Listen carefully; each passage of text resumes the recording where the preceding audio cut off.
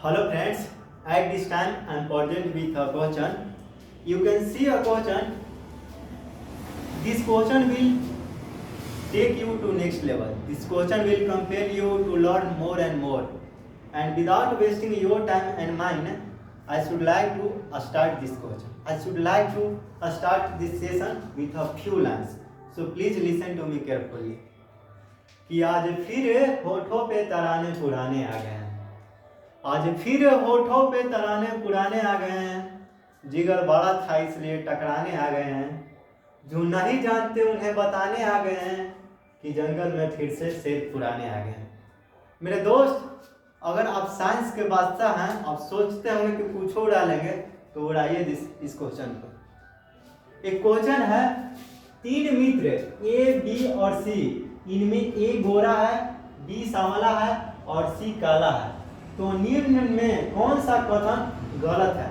इसमें गलत का पहचान करना है। पहला कह रहा है बी में ए की तुलना में अधिक मेलानिन है।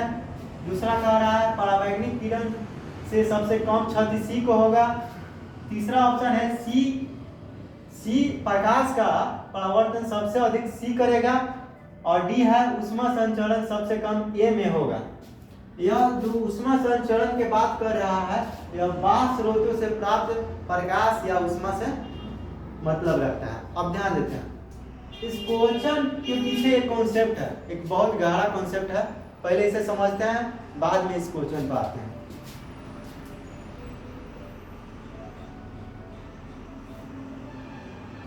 एक टॉपिक है लाइट,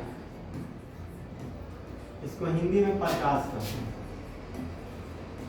प्रकाश को हम लोग देहाती भाषा में घामा कहते हैं या धूप कहते हैं।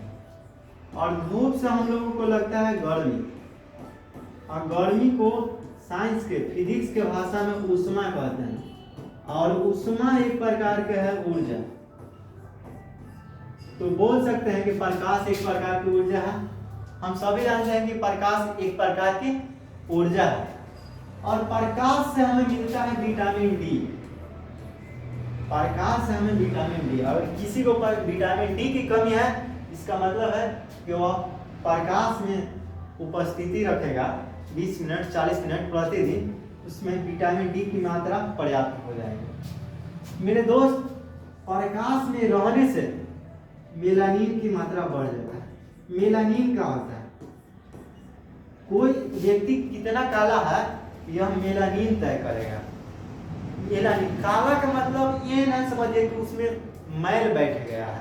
जो तेलीय पदार्थ वसा वाला जो मैल होता है, ये मत समझिए कि काला का मतलब उसमें अधिक मैल है। उसका मतलब है कि काला है यानी उसमें अधिक मेलानिन है। और मेलानिन की मात्रा बढ़ाना है तो प्रकाश में रहिए। यानी जो व्यक्ति भले ही स्मार्ट पैदा हुआ और घामा में यानी प्रकाश में प्रतिदिन काम करे, प्रकाश में उपस्थिति रखे, उसमें मेलानिन की मात्रा बढ़ जाएगा।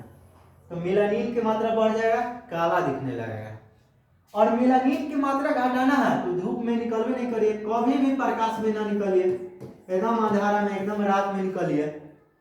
2 महीना 4 महीना देखिएगा कि आप में मेलानिन, जो उपस्थित मेलानिन है, धीरे धीरे खत्म होने लगेगा।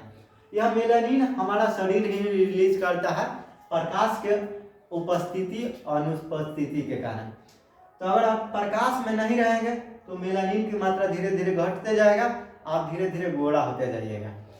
लेकिन बात है कि प्रकाश से एक निकलता, सूर्य के प्रकाश से एक किरण निकलता है, पराबैंगनी किरण। पराबैंगनी किरण बहुत ही खराब किरण है। यह अगर जंतुओं के शरीर में पड़े तो वह चर्म में कैंसर उत्पन्न कर देता है, यानी उसको चमड़ा गला देगा। और पेड़ पौधों पर पड़े यानी वनस्पति पर पड़े तो उसको झुलसा देगा, पत्तियों को, टहनियों को, यानी बर्बाद कर देगा। और हम सभी जानते हैं कि हमारा सबसे बड़ा पड़ोसी पेड़ पौधा है। पड़ोसी उसी को ना कहते हैं जिससे सामान आदान प्रदान हो सके। तो प्रतिदिन तो आदान प्रदान हम लोग पेड़ पौधे से ही कर रहे हैं। हम लोग ऑक्सीजन उससे लेते हैं और कार्बन डाइऑक्साइड उसको देते हैं। तो मेरे दोस्त, पराबैंगनी किरण अगर पेड़ पौधों को क्षति पहुंचा देगा, पूरा जीवन नष्ट कर देगा, तो आदमी जी लेगा नहीं। और आदमी को तो चर्म कैंसर पैदा कर ही रहा है। लेकिन पराबैंगनी किरण ये पृथ्वी पर आता नहीं है। एक परत है ओजोन परत O3, एक परत है जो वायुमंडल के बाहरी वायुमंडल के 3 किलोमीटर तक फैला हुआ है। यह पृथ्वी है तो बाहरी वायुमंडल में 3 किलोमीटर तक फैला हुआ है। यह पराबैंगनी किरण को सोख लेता है। सोखने का मतलब समझते हैं, अगर रुई पर पानी गिराया जाए या कोई भी द्रव गिराया जाए वह सोख लेता है। तो उसी तरह पराबैंगनी किरण को ओजोन परत, जो ओजोन परत है, सोख लेता है और पृथ्वी तक आने नहीं देता है, जिससे जीव जंतु और वनस्पति बच जाते हैं। लेकिन मान लीजिए कि पराबैंगनी किरण आने लगा और अब आने के कगार पर है, क्योंकि हम लोग रेफ्रिजरेटर का प्रयोग करते हैं, जिसको इंग्लिश में फ्रीज कहते हैं। तो दिन प्रतिदिन हम लोग फ्रीज का प्रयोग कर रहे हैं, इससे क्लोरोफ्लोरोकार्बन निकलता है।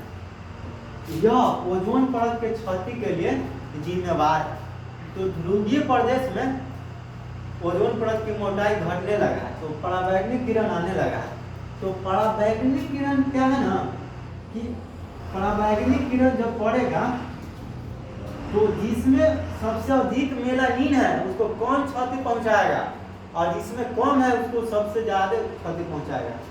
तो मान के चलिए पराबैंगनी किरण आने लगेगा तो गोरा लेकर तो सबसे पहले स्वाहा हो जाएगा, चर्म कैंसर हो जाएगा, कि मेलानिन की मात्रा है नहीं। धीरे धीरे सांवला खत्म होगा, बाद में काला खत्म होगा। और कंपेयर करिए कि अगर भैंस को देखें और आदमी को देखें तो पराबैंगनी किरण आने लगेगा तो आदमी तो पहले स्वाहा हो जाएगा, अंत में स्वाहा भैंस होगा, क्योंकि भैंस में मेलानिन की मात्रा सबसे अधिक होती है। अब यह कॉन्सेप्ट आप सीख चुके हैं और हम सभी जानते हैं कि देखिए, हम लोग किसी वस्तु को परावर्तन के कारण ही देखते हैं। कोई वस्तु कोई उस पर पड़ा और हमारी आंखों तक जो किरण पहुंचा, मान के चलिए कि ये मेरा आंख है, तो हमारी आंखों तक जो पहुंचता है किरण वही हम लोग देख पाते हैं। तो काला वस्तु होता है ना, प्रकाश जब उसको पड़ता है तो सभी को सोख लेता है, रह जाता है, ऑब्जर्व कर लेता है, अवशोषित कर लेता है। और उजला वस्तु होता है ना, वो सबको डिप्लेट कर देता है, सबको लौटा देता है, सबको परावर्तित कर देता है। और जो खास रंग के, जैसे लाल का, पीला रंग का हुआ, वो केवल अपना रंग का ही परावर्तित करेगा। जैसे लाल दिखने वाला वस्तु लाल रंग ही केवल परावर्तित करेगा। तो आते हैं इस क्वेश्चन पर।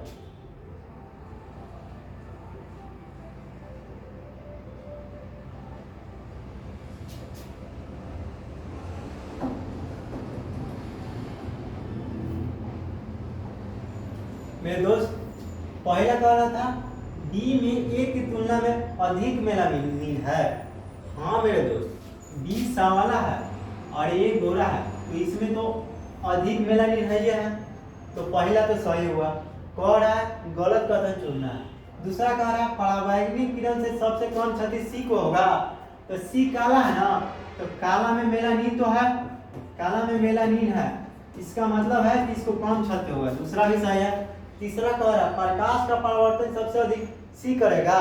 परावर्तन का मतलब होता है प्रकाश को लौटाना। ये काला वस्तु है तो प्रकाश इस पर पड़ा, यह सबको तो अवशोषित कर लिया, ऑब्जर्व कर लिया, लौटाया है ये नहीं, परावर्तित करने नहीं किया, सबको रखने रह जाता है, तो यह कथन गलत हो गया। प्रकाश का परावर्तन सबसे अधिक सी करेगा नहीं, सबसे अधिक तो इसमें ये करेगा, सी तो ऑब्जर्व कर लेगा, यानी ये कथन गलत है। अब चौथा में देख लेते हैं, ऊष्मा का संचरण सबसे कम ए में होगा।